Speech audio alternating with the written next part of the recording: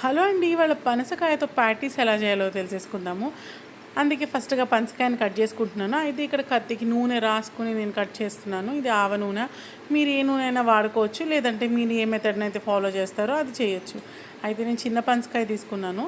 మీరు పెద్ద పనసకాయ కూడా తీసుకోవచ్చు, కానీ ప్యాటీస్‌కి కొంచెం లేతగా ఉన్న పనసకాయ అయితే చాలా బాగుంటుంది. ఇది మీరు చూసినట్టయితే మొత్తం ఇంకా గింజ పట్టలేదు. అయినా నాకు డౌట్ వచ్చింది ఇది ఏమన్నా పండిందా అని.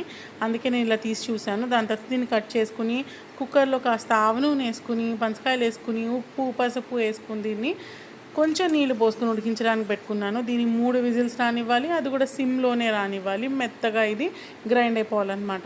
దాని తర్వాత ఇందులో కాస్త శనగపిండి, కాస్త బొంబాయి రవ్వ, చూపించిన మసాలాలు అన్నీ వేసేసుకున్న తర్వాత బియ్యపిండితో దీన్ని అడ్జస్ట్ చేసుకుని కాస్త జీలకర్ర వేసుకుని దీన్ని కలిపి పక్కన పెట్టుకోవాలి. పక్కన పెట్టుకున్నాక ఎక్కువ ఉల్లిపాయలు కట్ చేసుకోండి.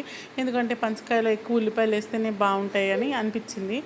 ఎక్కువ ఉల్లిపాయలు వేసుకోవాలి. దాని తర్వాత నేను ఆవ నూనెతోటి ప్యాన్ మీద వీటిని షాలో ఫ్రై చేసుకుంటున్నాను. మీరు ఏ నూనె అయినా వాడుకోవచ్చు, గీ బటర్ అయినా వాడుకోవచ్చు. చూసారా, పనసకాయ ప్యాటీస్ రెడీ అయిపోయాయి. టేస్ట్ చేశానంటే తెలియనే లేదు ఇది అసలు పనసకాయ ప్యాటీ అని. సూపర్గా ఉంది.